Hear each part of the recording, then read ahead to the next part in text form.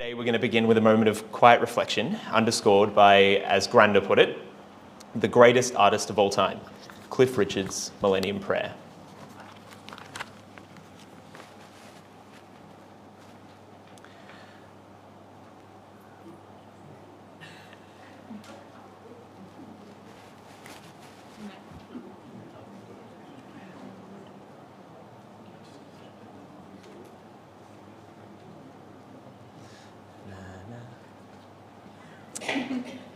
And just to keep the set going, is this mic working? Maybe. Yep.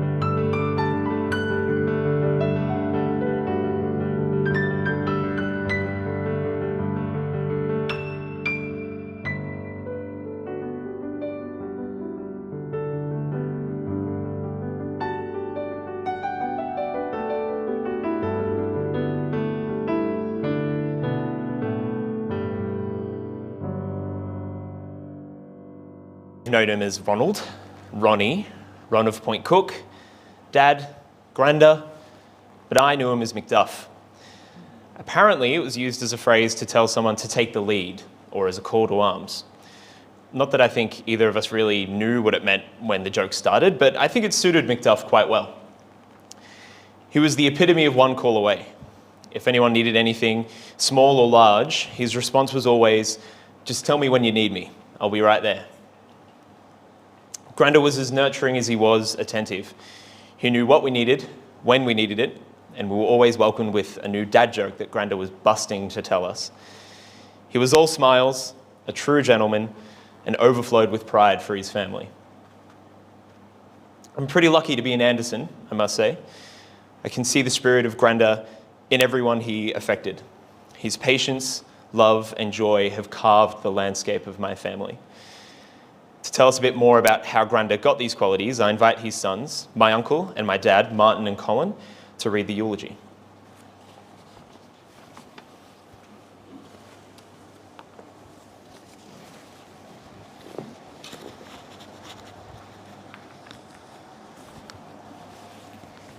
Hi everyone, thanks for coming. It's great to see so many people here today. Colin's really the public speaker in the family, so I just really wanted to share a few stories about my dad that sort of highlight as Lachlan was talking about, the two great loves in his life were his family and golf. So the first story I want to talk about was when I was about 13 years old.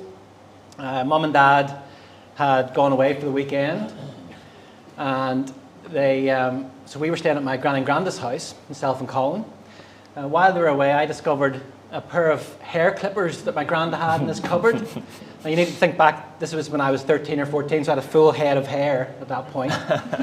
So I always wanted my hair really short on the sides and longer on top, so I thought while Mum and Dad were away, I would take advantage of these hair clippers.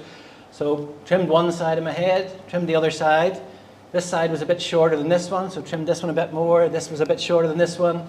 Anyway, long story short, basically bald on the side of my head, hair on top of my head. I basically gave myself a Mohican.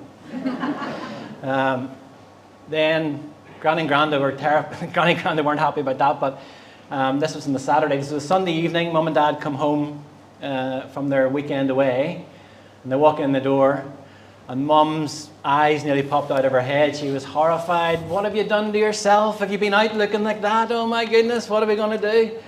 And Dad was, I think, trying to stop himself laughing, and he was trying to calm Mum down. And after about 10 minutes, he managed to calm Mum down. They were sitting on the sofa.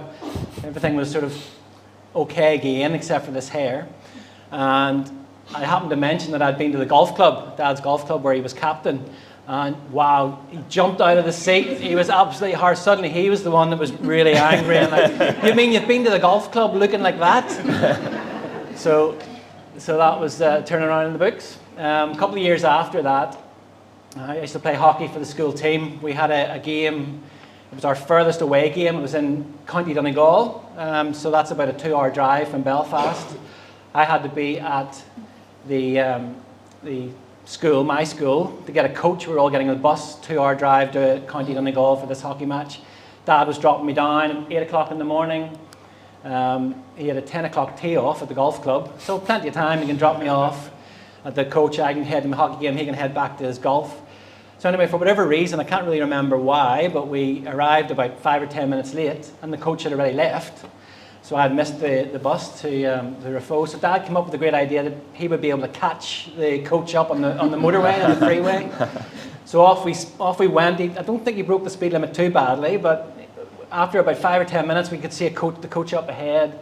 Pulled up alongside it. I was getting ready to try and wave at my friends to get them to stop the coach so I could get on. Wasn't the coach though, so well, that's a different coach. So we kept going. Another 5 or 10 minutes later, another coach, same thing, up to the side of it. Wasn't our coach. So anyway, we did finally catch up with the coach, just as it pulled into the gate of the school in County Donegal 2 hours later. So that was 10 o'clock, so he had already missed his tee-off time by then. So I think that's a nice example of where maybe accidentally he has chosen the love for his family above the love for golf. There was that bit of a tension. So skip almost 40 years on to about 6 or 7 weeks ago. Colin and I were out. We went out with Dad for 9 holes of golf just 6 or 7 weeks ago. He played 9 holes of golf with us, and that turned out to be his last ever game. And I'm sure he'd be very happy that that was his last game of golf he got to play with myself and Colin just 6 or 7 weeks ago. So Colin's supposed to be the emotional one. I wasn't supposed to be emotional. We're in trouble, everyone. So that's all really I have to say. I'll just hand over now to my older brother, Colin. Well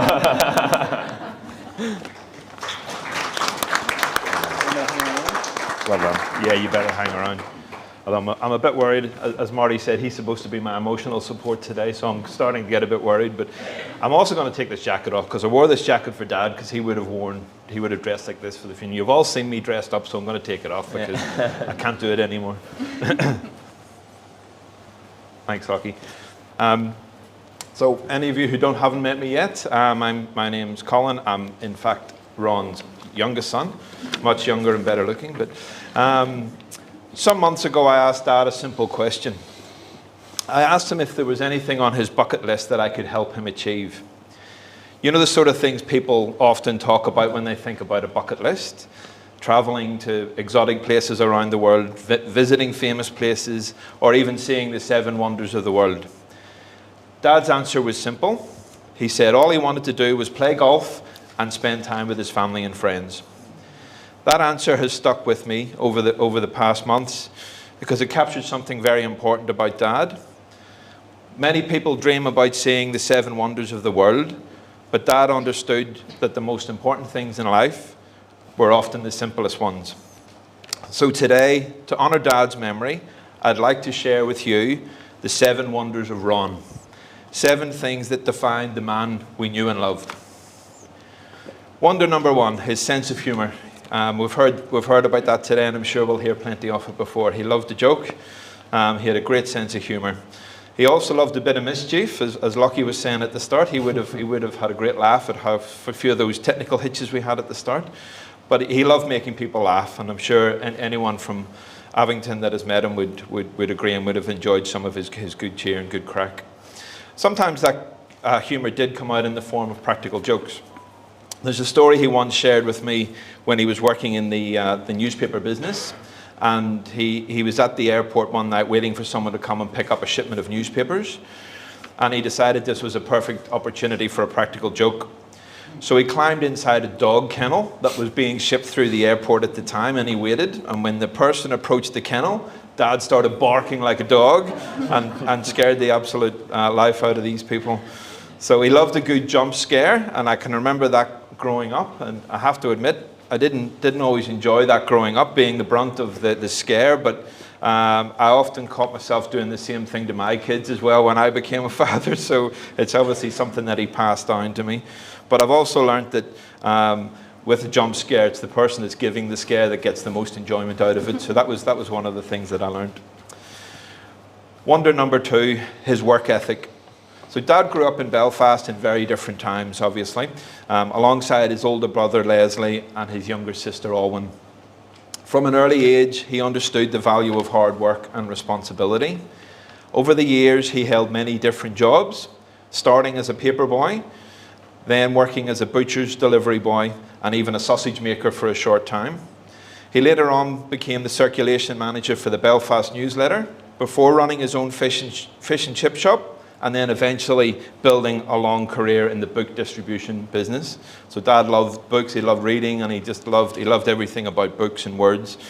Dad took a lot of pride in his work and believed in doing things properly. There was the right way to do things, or there's Dad's way of doing things, and then there was all the other ways of doing things. So he was very particular about some things. But more importantly, he worked hard so that he could build a life and a future for his family. So that sense of responsibility stayed with him throughout his life. Wonder number 3, Dad's generosity.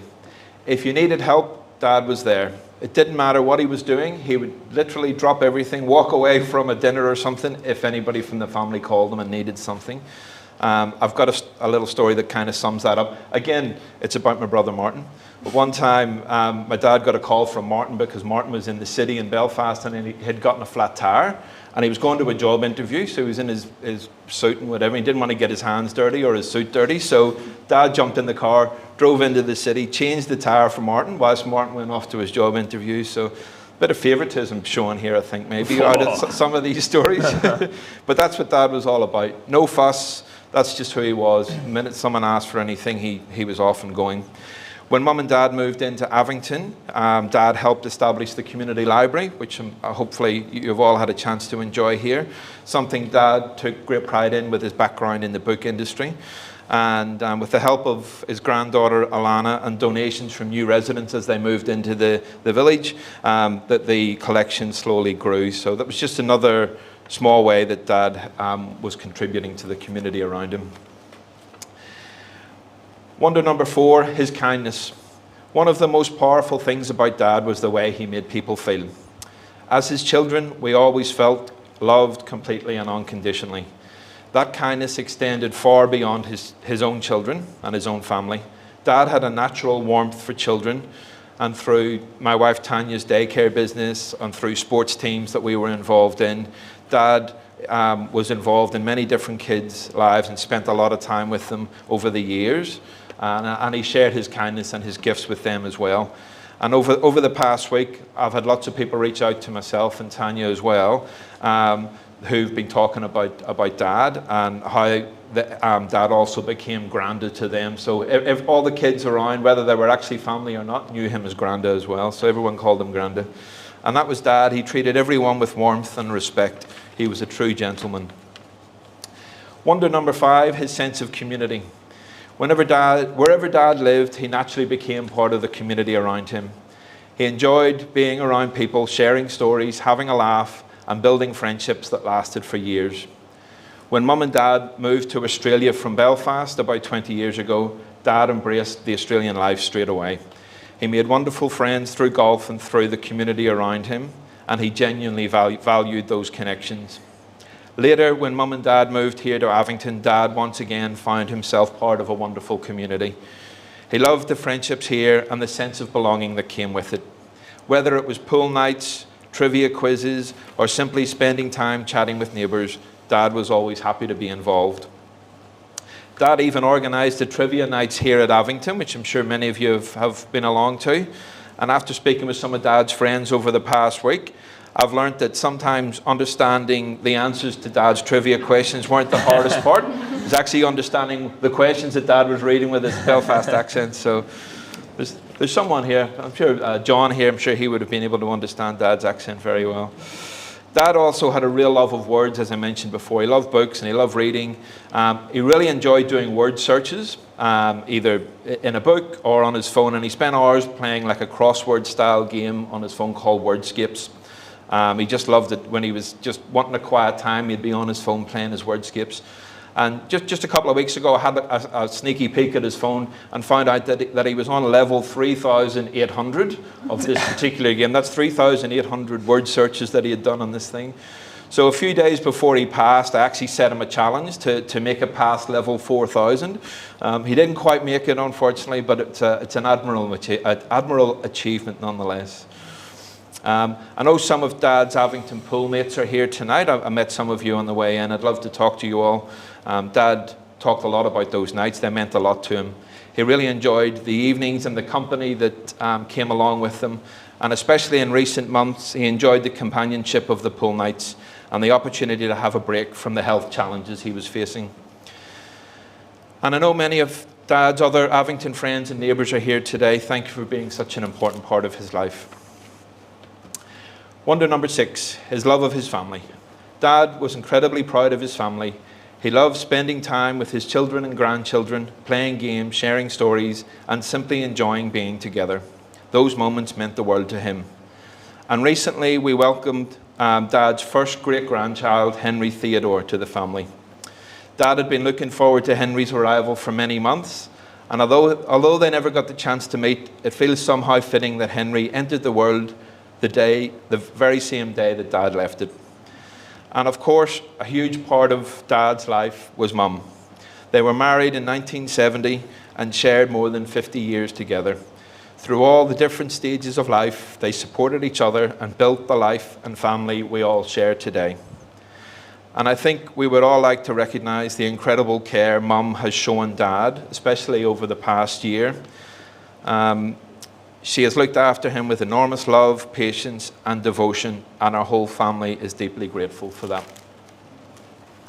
Some of my favourite memories of Mum and Dad growing up was them getting dressed up for dinner dances at the Murray Golf Club, or entertaining friends at home, laughing, sharing stories, and enjoying time with the people around them. Wonder number 7, his love of the simple things. Dad didn't need big adventures or grand achievements to feel fulfilled.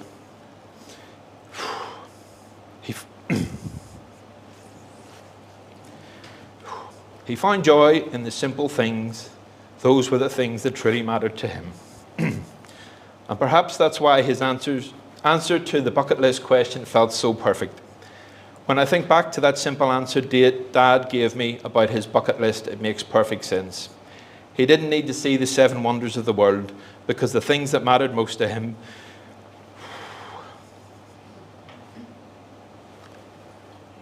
You're almost done. were already right in front of him.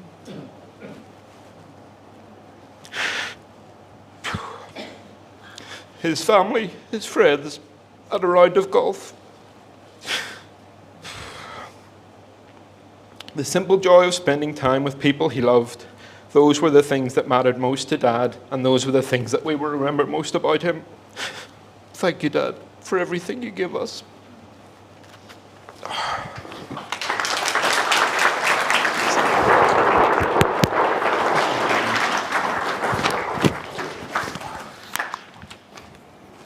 Thank you, Martin and Colin. I'm sure we can all agree it's a real privilege to hear such a beautiful insight into the love and laugh that Granda was able to share with us all and with everyone that can't make it.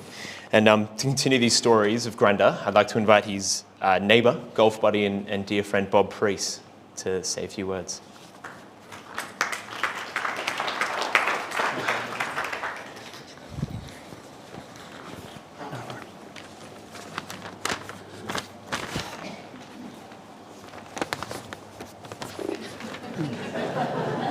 I'll get a box. Yeah. First of all, what I'd like to say is thank Marg and the boys for giving me the opportunity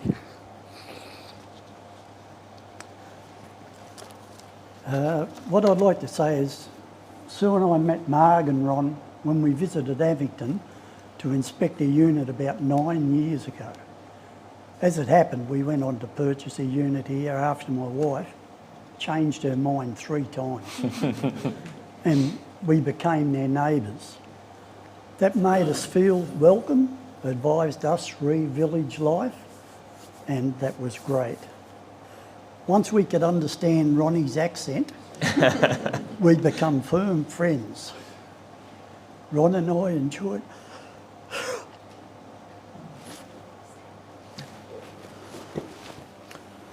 You're doing great, Bob. yeah, no, You got it? yep. I love our golf, which we play 2 days a week. Our wives love that because they were off shopping. Every day we played. This led us to starting the Avington Golfers, which is now known as Birdies and Bogies. We have a good group of players and share many laughs together at each other's expense. I remember on one occasion, Ron had 14 shots to get out of the bunkers after going from one bunker to the other while I was laying on the ground waiting. One was also for many years a volunteer of the Wednesday Werribee Golf Maintenance Golf Group, which he enjoyed. He also had an interest in trivia, and he and Margaret provided trivia nights for the village, which were very successful and provided entertainment occasion after a week of preparation. You're doing really great, Bob. Yeah. Ron also enjoyed the game of pool, and this led us to forming a group of players who still play on Tuesday and Thursday nights. Over the years, we've had the pleasure of meeting Ron, Margaret, extended family and friends,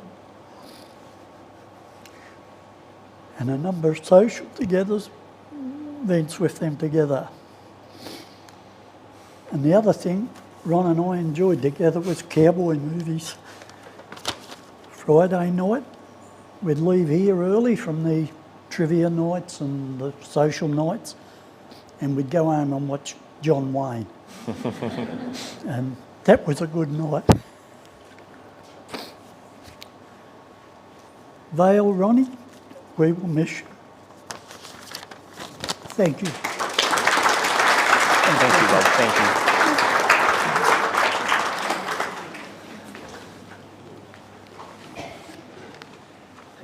Bob and Sue have been fantastic neighbours of Granny and Granda over the years, and everyone here at Avington, thank you for always supporting Granny and Granda. And Bob, those words were, yeah, fantastic. Obviously, Granny and Granda immigrated from Belfast some 20 years ago, and since Granda's passing, the family have been overwhelmed and so grateful for all the messages received from across the pond, including one from the current captain of Dunmurry Golf Club. So thank you very much to everyone tuning in on the live stream. I now would like to share a select few of some of Granda's messages that he received from family and friends. Firstly, from lifelong friends David and Gladys, who write, "May we first send our love and condolences to Margaret, Martin, Colin, and their families at this difficult time. We've known Ronnie and Margaret for many years and were selfishly devastated when they went off to Australia, although we know that was the best move they could ever make with such a lovely family now growing up there. Dunmurry Golf Club played a big part in our lives together, and Ronnie, John Neal, Tony Cassidy, and myself played a Saturday morning 4-ball for about 20 years. We'd some good scores and some not so good. We socialised at the golf club, originally with our crowd of about 12 couples when we went to dinner dances, etc., and the crack was mighty. Ronnie was always keen on 60s music, and every tune the band played, he would quiz us on who sang each one. Of course, he knew them well. Ronnie became a well-deserved captain of the golf club and was a very popular and respected captain and had time for everyone. We had many weekends away when we played in the Ulster Cup matches, and when the boys played golf, the ladies shopped. We had other holidays, just the four of us, but when we went to Mallorca, Colin came with us, and the poor boy had 4 embarrassing adults with him, but it was a happy time together. When we went to Australia to visit Ronnie and Margaret, we had such a wonderful holiday, and Ronnie insisted on driving us to many lovely places of interest. When our granddaughter Catherine went backpacking to Australia and ended up in Melbourne, Ronnie and Margaret took her under their wing and looked after her, and Catherine has many happy memories of that time and of their kindness to her. We feel very privileged to have known Ronnie, the gentleman he was, and to have called him our friend. Thank you, David and Gladys. And a message from Alwyn, Granda's sister. He was always there and such a wonderful big brother. I was always spoiled and used to get huge boxes of fireworks at Halloween, and my friends were very jealous. Louise and Gavin were very fond of him, and the grandkids always called him Big Ronnie. And Louise, Granda's niece, we all loved him dearly and loved our childhood, all growing up so close together. All the Christmas nights and days in your garden, how we loved his gammon and pineapple and a can of Coke. We'll always think of him, and he will be missed dearly by us all. And now we have another message from Granda's cousin, Barry, and his wife, Rosemary, which...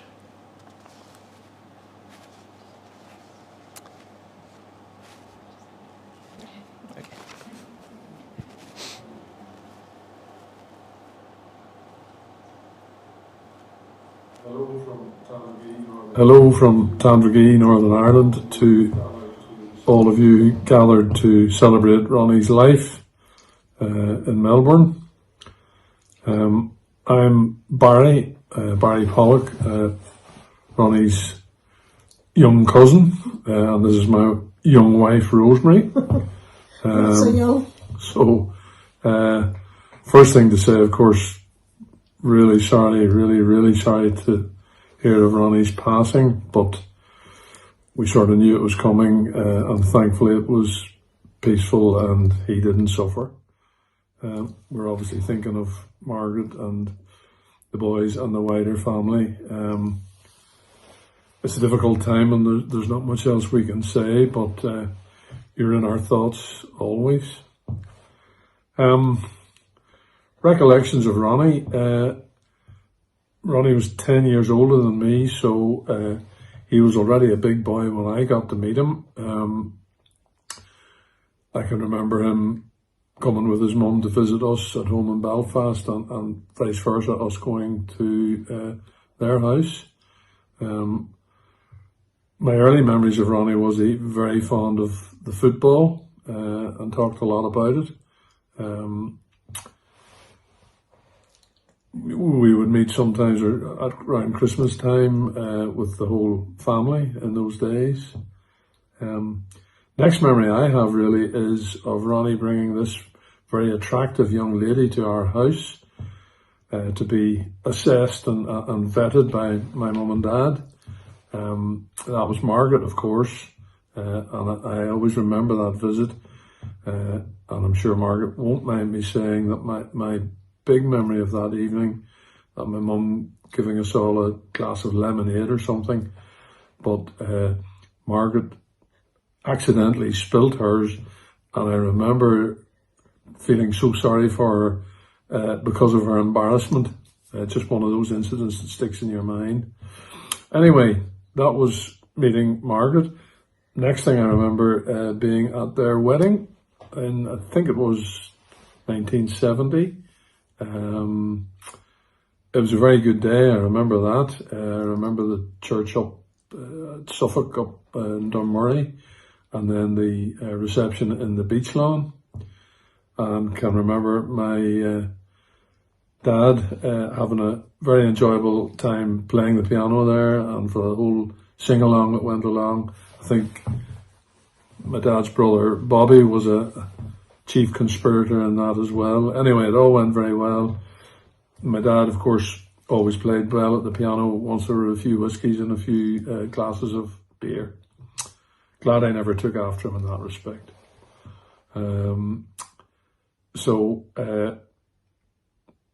We would have met on and off, I think, since that time, but probably the time most in my memory then would be sort of around late 80s, early 90s, when Ronnie and Margaret were very, very good to my dad and me. And thank you, Margaret, again for helping me with my father, who was going into dementia at that time, shortly after my mother had died. So Ronnie and Margaret were big family help to me then, and thank you. I met this beautiful lady beside me around that time as well, and we got married in 1992. We would have met with Ronnie and Margaret on and off over the ensuing years. Always very enjoyable evenings. Ronnie, as you all know, was a man of great wit. Always had a good few jokes to tell and sharp comments about us or those around us. He still had the big passion, of course, for the football and for Manchester United. So all we heard about was Manchester United, how good they were, and of course the golf, the other big thing in his life, the golf.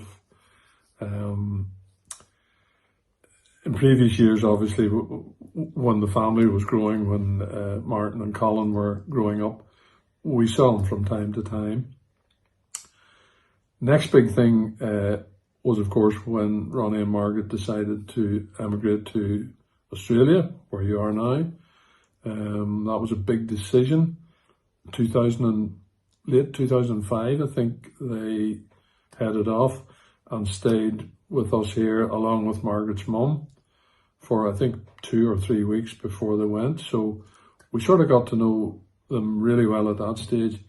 And as always, Ronnie was the man who entertained us every evening with the stories and the jokes and the crack. So and I couldn't get over how good Ronnie was in the house. And I used to think, well, why couldn't he pass some of those attributes on to his little cousin, who I'm afraid isn't too good in the house. Never was, nor never will be. Well, that's just your opinion. It's your word against mine. But you're right. Yeah. So we then enjoyed regular Zoom talks like these. Always good. Ronnie, the wit and the jokes and the crack, always a big smile on his face, was great. Once we'd retired from work, we got over then to see Ronnie and Margaret and the family in Melbourne. That was 2016. Very enjoyable. The thing that struck me at that time was Ronnie's real love of his family, the grandchildren and everybody about him. And that was a big, big plus, I think, to Ronnie, on top, of course, of the golf and the fact that he could reliably play golf any day because your climate's just a little bit better than ours. So we really enjoyed that trip, and Ronnie and Margaret came with us to New Zealand for a couple of weeks when we were doing our big tour, and we had great crack on that. Well, I remember most about that trip. Ronnie absolutely loved to chat to people, and invariably when Margaret and I would go into shops and leave Barry and Ronnie outside waiting for us, when we come back out, Ronnie invariably was chatting to somebody, some stranger along the street. That's Couldn't right, believe yeah. it. Barry be standing there, you know, looking around him, but Ronnie be off over, Listening in, even the yeah. far side of the street, he'd be over chatting to somebody. That's right, yeah. The other thing that I remember about that holiday is Ronnie was a bit fussy about his food. So in the evening time when we were going out for something to eat, we'd go around the various restaurants looking, you know, at the menus to see if there was something that suited him. And very often he said, "Oh, sure, don't worry about me. Once I get a ham sandwich, I'll be all right." So all he wanted was a ham sandwich and, of course, his glass of Coke. Exactly, the Coke was more important than the ham sandwich, I think. That's right, yeah. No, we had a good holiday that time, and we survived an earthquake as well, which was an interesting experience. Yeah. But anyway, Ronnie was a great guy, always full of wit and humour and jokes. and the big smile. Always so welcoming and friendly, and Yeah, always made me very welcome and, you know, into the family, etc. So exactly. So thank you, Ronnie. it's just so sad that he's gone, but I know you're there to celebrate his life, and that's the best thing to do. And we're thinking about you. That's all we can do at this distance. But So R.I.P. Ronnie, and yeah, always remembered, never forgotten. exactly. Okay. Okay. Bye, folks. Bye. Bye.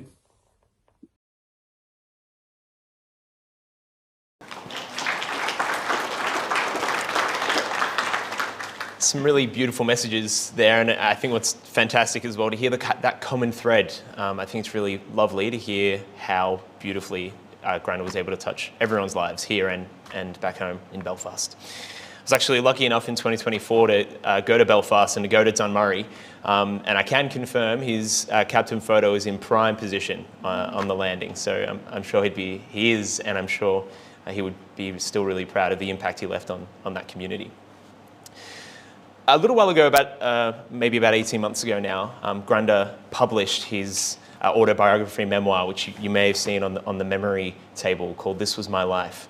And people who have read it, I think you can agree, we've been really lucky to have such a personal insight into his life and his reflections of what he learned, particularly growing up in Belfast in his time. And next we'll be seeing a video of some snapshots of his life. And to begin, we'll be listening to the song that inspired it all, his book that is, by another one of his favourite artists, Phil Coulter, performing, as I said, Granda's inspiration, Thank God This Was My Life.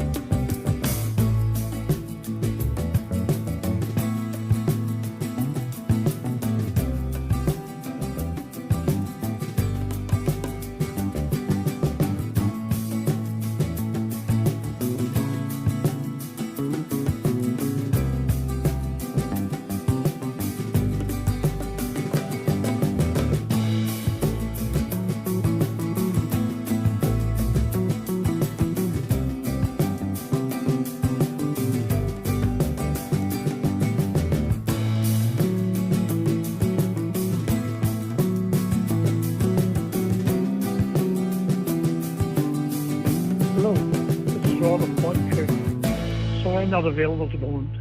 But if you'd like to leave a message, I'll call you back as soon as I can. Thank you. Bye.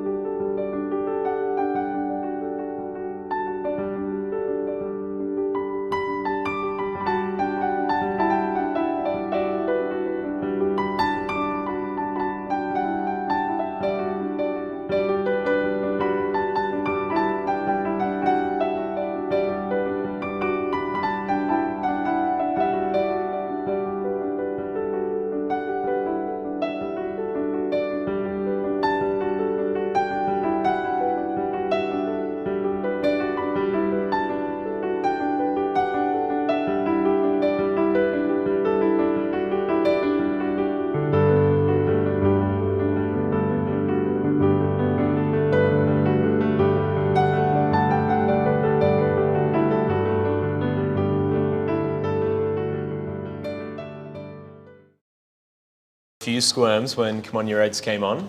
I'm sure Macduff would have loved it. I would just like to invite Alana now, the architect behind that fantastic video, to say a few words on behalf of the grandkids.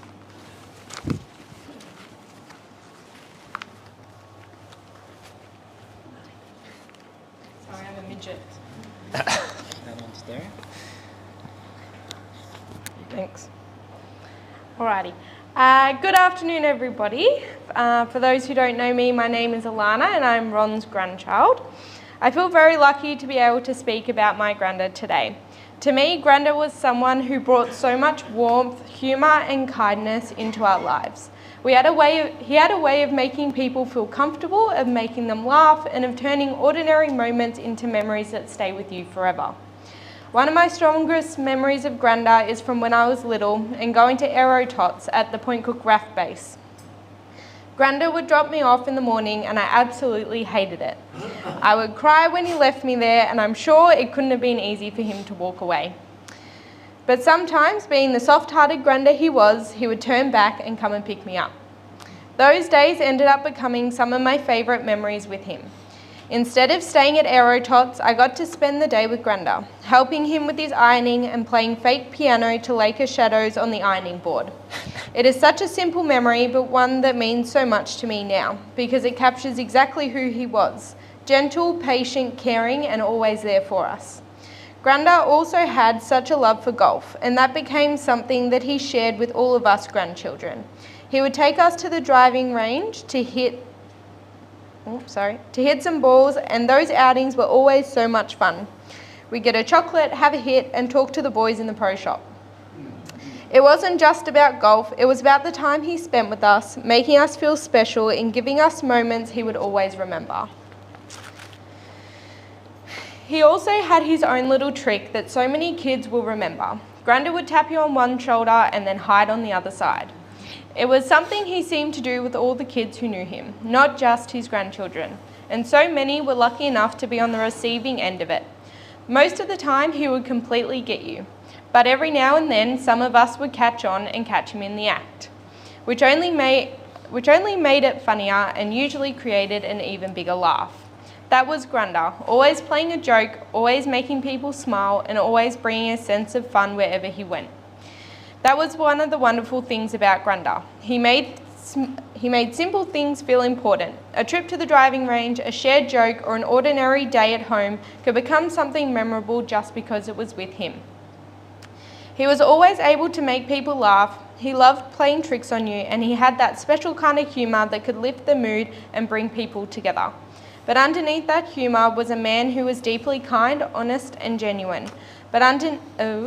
He was someone you could trust completely, someone whose love for his family showed in both the big things and the small things. I will always remember Granda for his laughter, his gentle nature, his love of golf, and the way he made us all feel so loved. I know his grandchildren were such a huge part of his life, and I feel so grateful for the memories I have with him. Granda never had favourites, but he made us all feel like we were his favourite when we spent time with him. Along with all the grandchildren, Granda was very excited to meet his great-grandchild. Although he's not ready to meet everyone individually, he'd love to come to the stage to introduce himself. Aww. So, Henry Theodore, born the 10th of March 2026 at 19. You! Yay!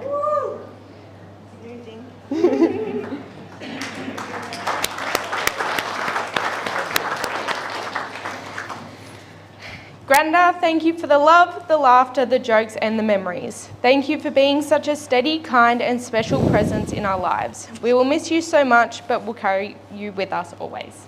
Thank you.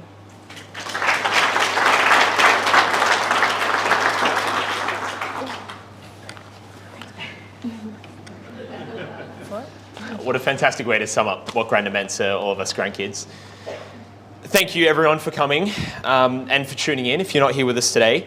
In moments like these, I'm sure we all reflect and I guess think about who might be here and who might say something when our time comes. And I'm sure that Granda would have been incredibly humbled by all the love and support and the attendance today. So thank you truly for everyone coming and for all the beautiful words as well. It's hard to appreciate the insurmountable amount of work managing events like this requires, and truly, today would not have been possible without the hard work of so many friends and family. Thank you. I hope you managed to get a copy of Granda's order of service out in the front memory table, and while you're there, be sure to sign the commemoration book as well. We'd love to be able to look back on some stories and memories that you might have of Macduff, so pop it in. For anyone who, as well, has a story to share with some of us, please come and find a member of the family while you grab a bite of afternoon tea, which will be served shortly. Thank you again. Cheerio.